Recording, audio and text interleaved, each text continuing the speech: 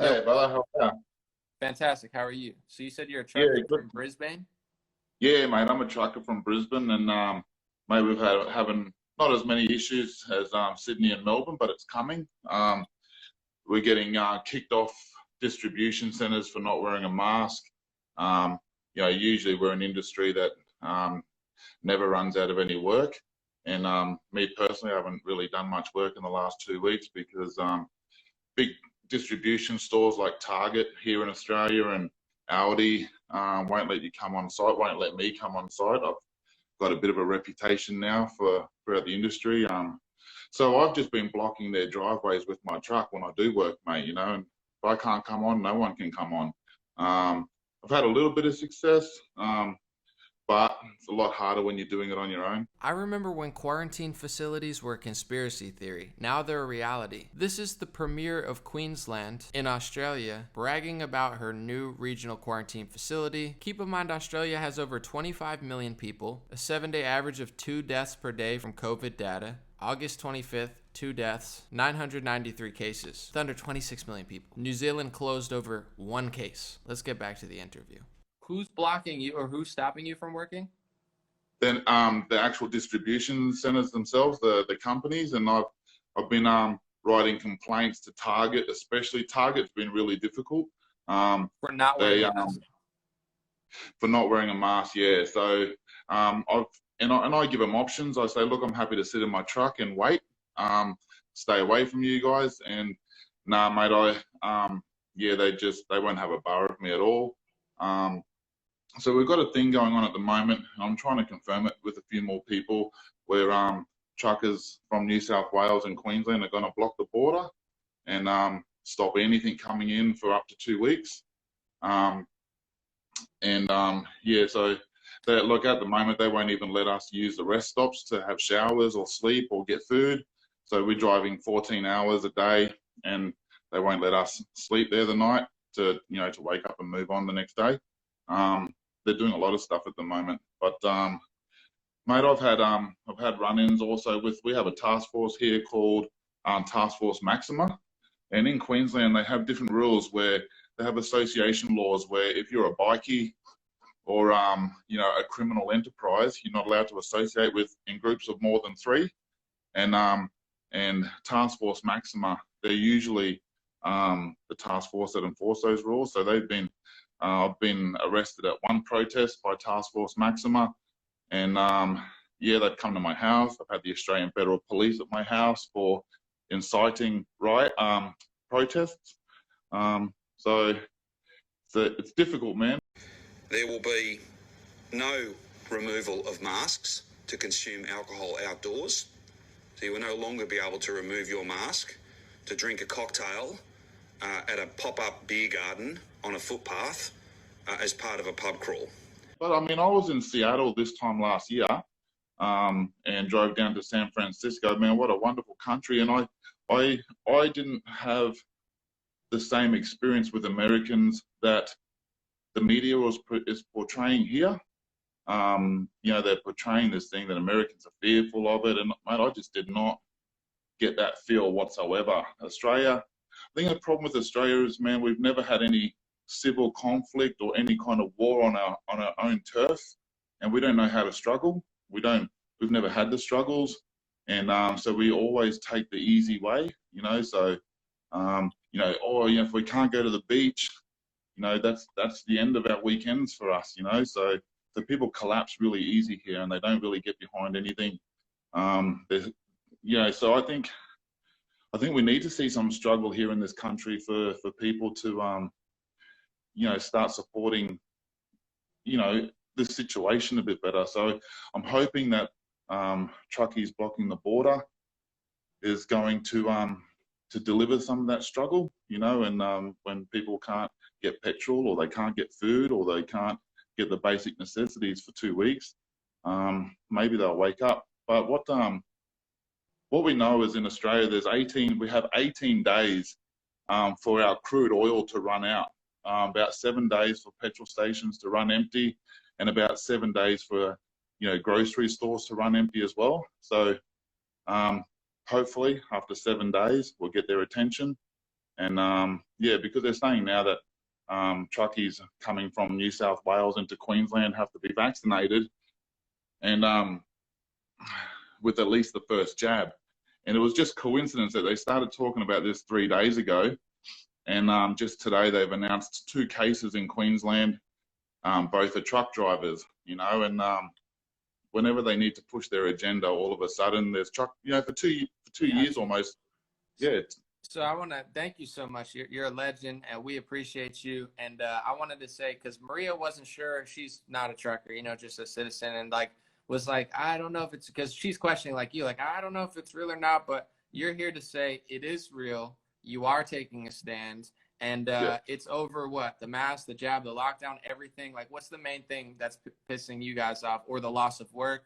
Let me know.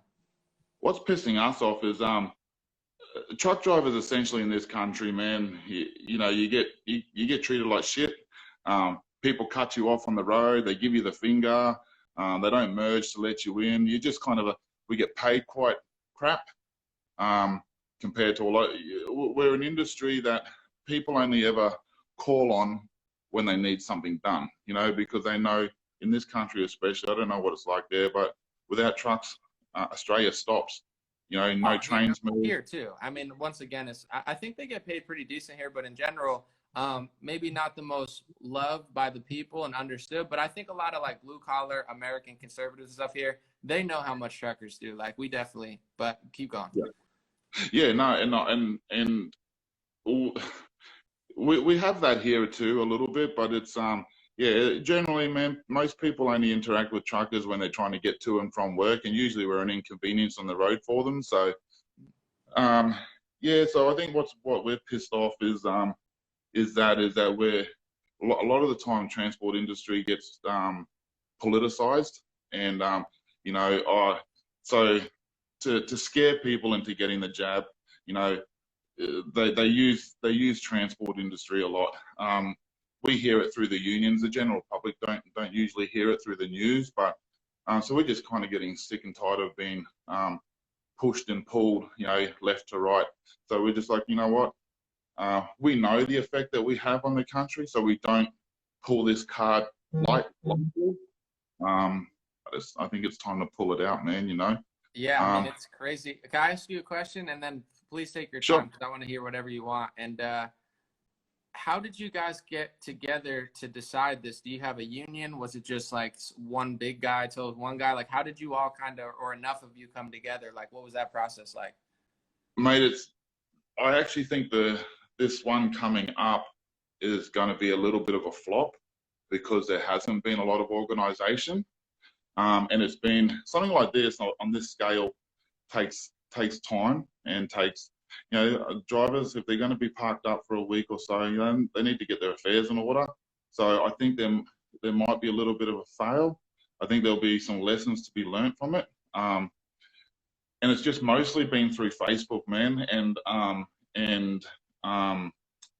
what's that other thing that there's a site, Telegram. Okay. Mostly through Facebook. Our union, so I've spoken to, I used to be a union delegate for a company called Toll, and they're taking union action on Friday for their own workers, just for their pay and conditions. But I spoke to the unions here today, and the Transport Workers Union in Brisbane, all the organisers have been fired for corruption. So there's not really anyone in the office here in Queensland. But I spoke to them, and they actually don't support the border closures. So anyone that kind of goes out on their limb and does it, they're not going to go have any union support. So it'll be mostly just independent drivers, man, that are just going to pull up and go, well, you know, look, at the end of the day, man, I work for someone. I don't care. It's not even my truck. I'll throw his keys in the river. I don't care. You know, it's not, if they don't support me, I'm not going to support the industry. So, I got you. So it's a combo of everything, but probably the last year or so with the lockdown, it sounds like they're cutting off your work. They're treating you guys like extra crap than they were before, making you wear a mask, telling you to do this. So it's like, it's a combo of all that stuff. And I guess it's just, it's not union based. It's more like individuals that like hundreds or dozens, however many come together that just, you know, you guys connect and we're like, I'm pissed. That's right. Yeah, talking to each other when we're unloading over night time, and it's just been kind of word of mouth like that. I think, yeah, it's for the last 2 years. We've been the ones keeping this country up and running freight. Look, in Brisbane especially, we don't have a port where a lot of food and stuff comes into our port. So it comes into Melbourne or Sydney, and then it gets run up overnight, and then to all the distribution centres around Brisbane. So Queensland and Brisbane itself really needs to watch itself. If they decide to block off the New South Wales borders, we're going to run out of food real quick within, like I said, 7 to 14 days. And to use us and allow us to, mate, I've driven through every hot spot on this side of the eastern seaboard for 2 years, and it seems to be the most impossible virus to catch. I've not worn a mask. It's like, man, it is so reliable too, because whenever they need to push an agenda, the virus is there to help it. I've never even dated a woman that reliable, so it's, I have a question, if you don't mind. What are Sure. you guys hoping to accomplish? Like, obviously, I kind of think I know, but like, what are you hoping for? Like, best case scenario? Okay, you guys do this for 7 days. They come to the drawing board, and you guys can kind of negotiate. Yeah. At the moment, man, I think it's just good to have people willing to do it. We're not too sure what we want, but we want a place at the table. Yeah, absolutely. I heard the saying earlier today that communism comes when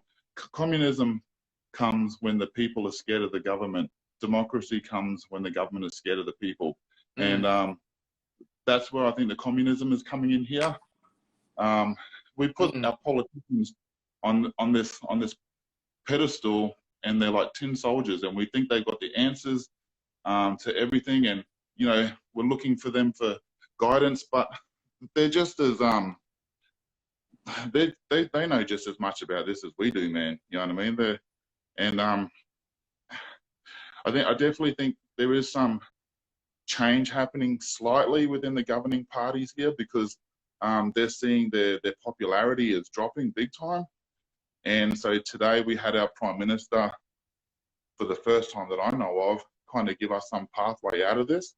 Look, the pathway still includes 80% vaccination, and but I just don't think they're ever going to get that 80%, man. So It's tough to trust them too, because I don't know in your country. I mean, I've been following more than most, but in ours, they said 15 days to slow the spread. This is when Trump was president, Fauci. We had all these people on TV. Then they extended it past Easter. Then it broke down to all 50 states doing their thing, and then the mask mandate came. And then they said, we just got to get the vaccine available, and then we'll let you be free. And then the vaccines got available, and they got crazier. So I'm sure it's probably similar there, where it's like, if this was a normal element, especially in Australia, where you guys trust the government even more, people would be like, that sounds pretty reasonable. But like, they've lied so many times, and they've extended their lockdown, I know, in Australia so many times, where it's like, does anybody actually believe them? I don't know. That's what's so frustrating, is so many people do believe them, right? And then, so what they do here, they do like these small incremental lockdowns, like 3 days. And but we know when that 3 days is up, they're going to extend it again. But if they say a week sounds a lot bigger, a lot worse than 3 days, So you hear, it's just, yeah. How do people not realize that? They say, fool me once, shame on you. Fool me twice, shame on me. It's like, fool me 10,000 times. Like, how do people not get it yet? How many times did they extend the 3 days, you think? Probably Man. Like 10. And that is the most frustrating thing, and you don't even have to be like woke or conspiracy theorist or whatever to see any of this thing.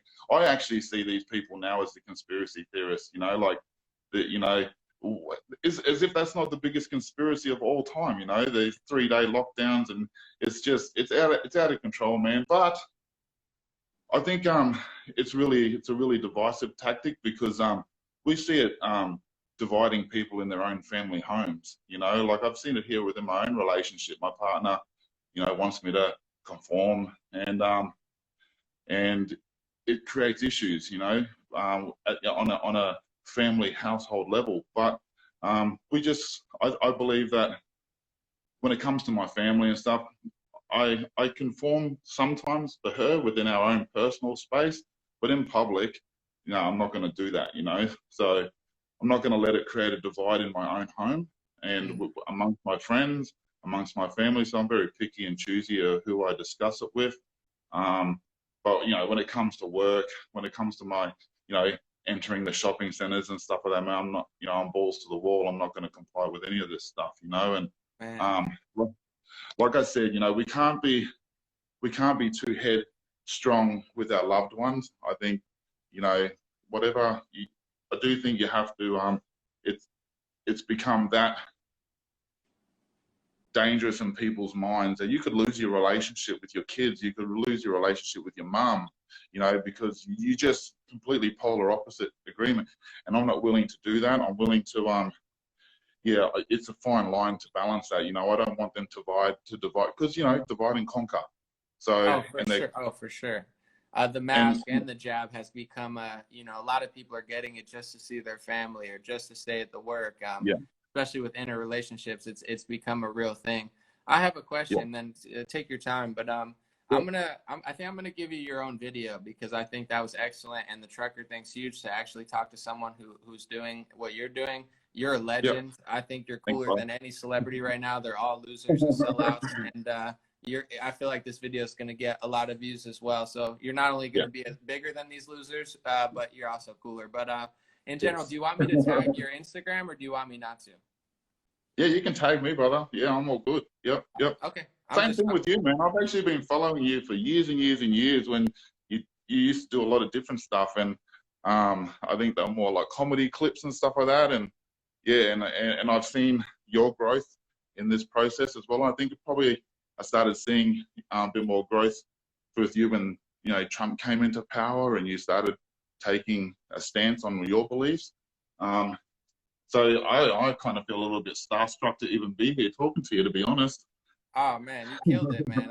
It's dope that the stars align like that. But I mean, That's right, the Australia story is huge. The trucker story is huge, and the fact that you're in the mix like that, just standing up for yourself, that's amazing. Yeah. So, I'm just Man. I think that's what makes my videos good is I don't talk like a moron or like a liar, and just like everybody I'm having on, it's just so cool to see that they their story alone is so much more interesting. Like all these videos on Facebook, the Canada one. Everything's getting like millions of views, hundreds of thousands of views because it's seriously so much. Your entire story is so much more epic and interesting than anything on TV. So it's been a pleasure to share these stories, and it's definitely cool how everything aligns. So appreciate you on here. Any last words? Take your time, and then I'm gonna wrap it up. Mate, look, just with everyone that's listening, look, there's two sides to this that we know of, right? And both of us can't be right. So someone's going to be wrong. I hope it's our side because I really don't want to see this happening to people. But just be empathy is a huge thing, man. Don't hate on people. Let them have their beliefs. You stand strong in yours, and just remember, there's two sides. Not we both can't be right. So at some stage, we're going to find out which one it is, and just try and have a bit of understanding to people that are in fear, and be a monster if you're not in fear. Be a man in 2021. Be strong, be monster. Don't fear anything. This is nothing.